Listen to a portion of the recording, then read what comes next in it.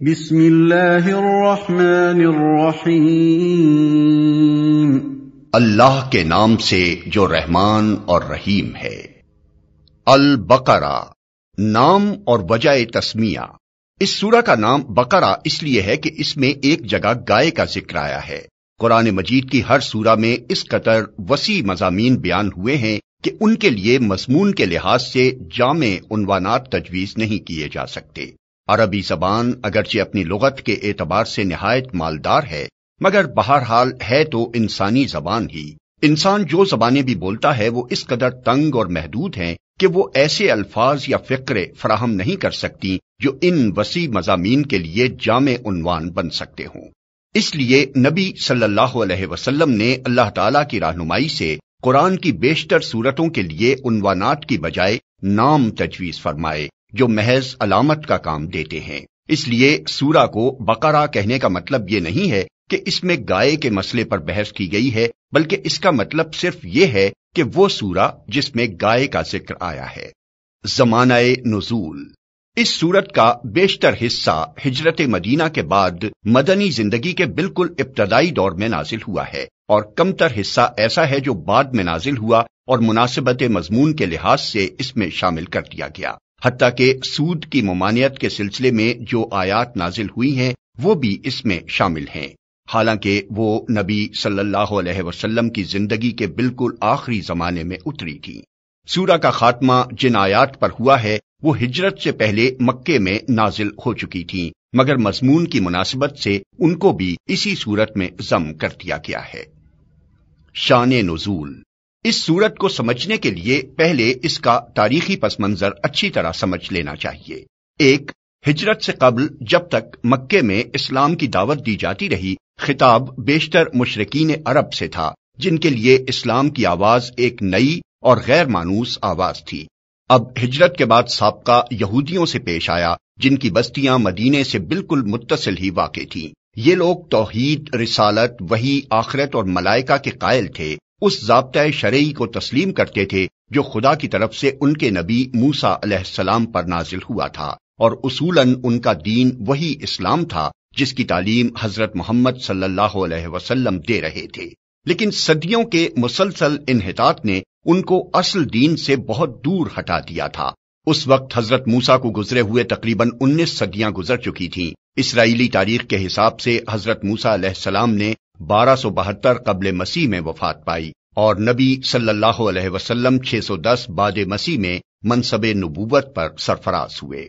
ان کے عقائد میں بہت سے غیر اسلامی عناصر کی آمیزش ہو گئی تھی جن کے لیے تورات میں کوئی سند موجود نہ تھی۔ ان کی عملی زندگی میں بکثرت ایسے رسوم اور طریقے رواج پا گئے تھے جو اصل دین میں نہ تھے اور جن کے لیے تورات میں کوئی ثبوت نہ تھا۔ خود تورات کو انہوں نے انسانی کلام کے اندر خلط ملط کر دیا تھا، اور خدا کا کلام جس حد تک لفظاً یا معناً محفوظ تھا اس کو بھی انہوں نے اپنی منمانی تعویلوں اور تفسیروں سے مسخ کر رکھا تھا۔ دین کی حقیقی روح ان میں سے نکل چکی تھی، اور ظاہری مذہبیت کا محض ایک بے جان ڈھانچہ باقی تھا جس کو وہ سینے سے لگائے ہوئے تھے۔ ان کے علماء اور مشائخ، ان کے سرداران قوم اور ان کے عوام سب کی اعتقادی، اخلاقی اور عملی حالت بگڑ گئی تھی، اور اپنے اس بگاڑ سے ان کو ایسی محبت تھی کہ وہ کسی اصلاح کو قبول کرنے پر تیار نہ ہوتے تھے۔ صدیوں سے مسلسل ایسا ہو رہا تھا کہ جب کوئی اللہ کا بندہ انہیں دین کا سیدھا راستہ بتانے آتا تو وہ اسے اپنا سب سے بڑا دشمن سمجھتے اور ہر ممکن طریقے سے کوشش کرتے تھے کہ وہ کسی طرح اصلاح میں کامیاب نہ ہو سکے۔ یہ لوگ حقیقت میں بگڑے ہوئے مسلمان تھے جن کے ہاں بدعتوں اور تحریفوں، منہ شگافیوں اور فرقہ بندیوں، استخاں گیری اور مغز افغنی، خدا فراموشی اور دنیا پرستی کی بدولت انحطاط اس حد کو پہنچ چکا تھا کہ وہ اپنا اصل نام مسلم تک بھول گئے تھے، محض یہودی بن کر رہ گئے تھے، اور اللہ کے دین کو انہوں نے محض نسل اسرائیل کی آبائی وراثت بنا کر رکھ دیا تھا۔ پس جب نبی صلی اللہ علیہ وسلم مدینہ پہنچے تو اللہ تعالیٰ نے آپ کو ہدایت فرمائی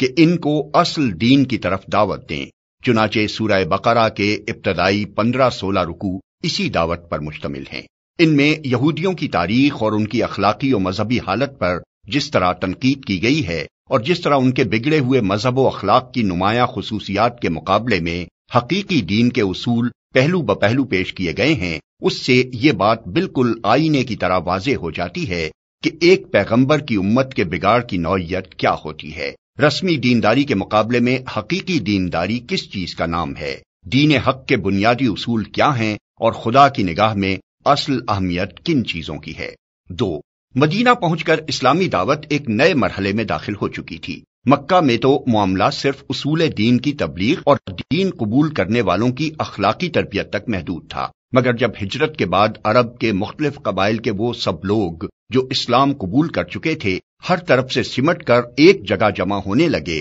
اور انصار کی مدد سے ایک چھوٹی سی اسلامی ریاست کی بنیاد پڑ گئی، تو اللہ تعالیٰ نے تمدن، معاشرت، معیشت، قانون اور سیاست کے متعلق بھی اصولی ہدایات دینی شروع کی اور یہ بتایا کہ اسلام کی اساس پر یہ نیا نظام زندگی کس طرح تعمیر کیا جائے۔ اس سورت کے آخری 23 رکوع زیادہ تر انہی ہدایات پر مشتمل ہیں جن میں سے اکثر ابتدا ہی میں بھیج دی گئی تھیں اور بعض متفرق طور پر حسب ضرورت بعد میں بھیجی جاتی رہیں۔ 3، ہجرت کے بعد اسلام اور کفر کی کشمکش بھی ایک نئے مرحلے میں داخل ہو چکی تھی۔ ہجرت سے پہلے اسلام کی دعوت خود کفر کے گھر میں دی جا رہی تھی اور متفرق قبائل میں سے جو لوگ اسلام قبول کرتے تھے وہ اپنی اپنی جگہ رہ کر ہی دین کی تبلیغ کرتے اور جواب میں مصائب اور مظالم کے تختہ مشق بنتے تھے۔ مگر ہجرت کے بعد جب یہ منتشر مسلمان مدینہ میں جمع ہو کر ایک جتھا بن گئے اور انہوں نے ایک چھوٹی سی آزاد ریاست قائم کر لی تو صورتحال یہ ہو گئی کہ ایک طرف ایک چھوٹی سی بستی تھی اور دوسری طرف تمام عرب اس کا استحصال کر دینے پر تلا ہوا تھا۔ اب اس مٹھی بھر جماعت کی کامیابی کا ہی نہیں بلکہ اس کے وجود و بقا کا انحصار بھی اس بات پر تھا کہ اولاً وہ پورے جوش و خروش کے ساتھ اپنے مسلک کی تبلیغ کر کے زیادہ سے زیادہ لوگوں کو اپنا ہم عقیدہ بنانے کی کوشش کرے، ثانیاً وہ مخالفین کا برسر باطل ہونا اس طرح ثابت و مبرہن کر دے کہ کسی ذی عقل انسان کو اس میں شبہ نہ رہے،